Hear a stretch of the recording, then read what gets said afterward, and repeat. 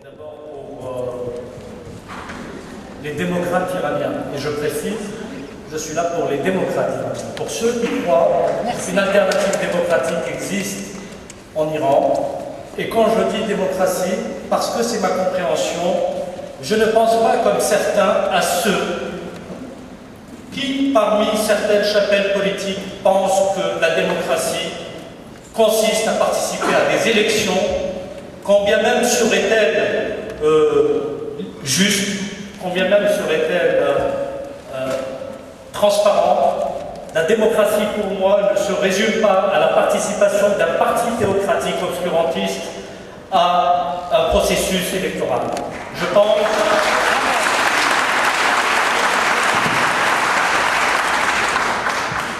pense qu'on a souvent tendance à oublier cette chose qui, de mon point de vue, est fondamentale. Parce que, quand bien même Ahmadinejad aurait gagné sans fraude, et je ne pense pas à l'instant, parce que je pense effectivement que c'est un régime qui a triché.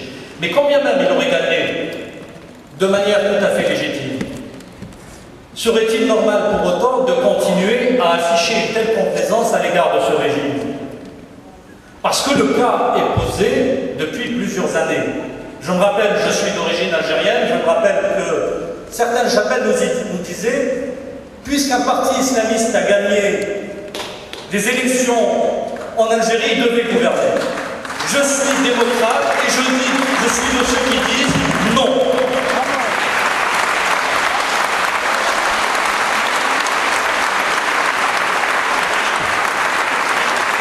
On nous a dit aussi, et je vais être très franc, que des partis comme le Hamas ou comme le Hezbollah, parce qu'ils participent à des gouvernements, ils devraient gagner en respectabilité.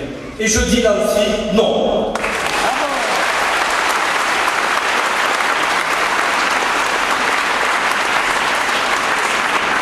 Et donc, au même titre, quelle que soit la réalité de cette élection qui s'est déroulée en Iran, et naturellement, c'est aux Iraniens d'abord de choisir.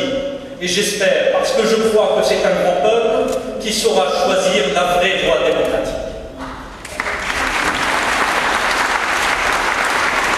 Pour ce faire, notre devoir, ici en France, mais au-delà, dans les grands pays démocratiques, dans tous ces pays qui disent vouloir incarner ces valeurs universelles. Et je crois en l'universalité de ces valeurs, parce que je pense que lorsqu'une femme se fait lapider en Iran, elle aura autant de mal que la femme qui se fait lapider en France.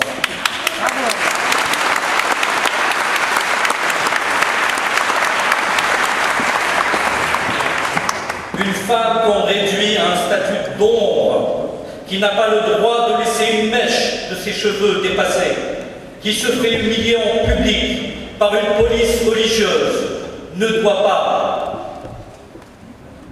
avoir notre indifférence, notre compassion sélective, comme c'est le cas souvent, parce qu'effectivement, si le régime iranien a réussi à endoctriner un certain nombre de femmes, comme il l'a fait avec des hommes, il y en a énormément qui souffrent depuis une trentaine d'années de cette situation, et si certaines ont pu partir et s'exiler, d'autres sont là-bas et subissent tous les jours ce régime obscurantiste. Alors, je suis, et je m'en suis jamais caché, un journaliste engagé, très sensible à ces questions.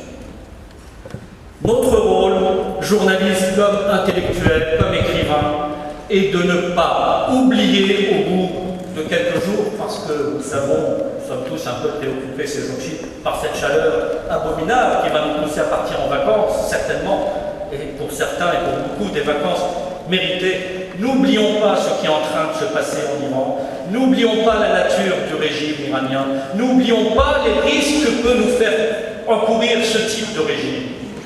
Parce que, effectivement, si nous prenons, disons, le risque de nous réunir uniquement lorsqu'il s'agit de dénoncer de manière manière très ponctuelle une fraude, il y aura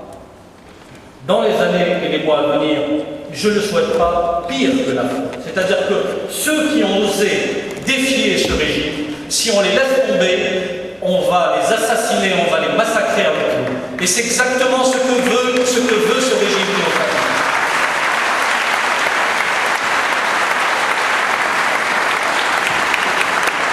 Notre mobilisation, à nous tous, aux côtés des amis démocrates iraniens, ne doit pas cesser. Parce que si elle cesse, ça veut dire que nous les condamnons, nous aussi, par notre silence, par notre indifférence, parfois, à la mort. Donc, restons mobilisés, c'est ce que je voulais dire, mais au final, quand même, juste un petit pic. Je voulais remercier Bernard Kouchner, ici présent dans la salle, adepte du droit d'ingérence.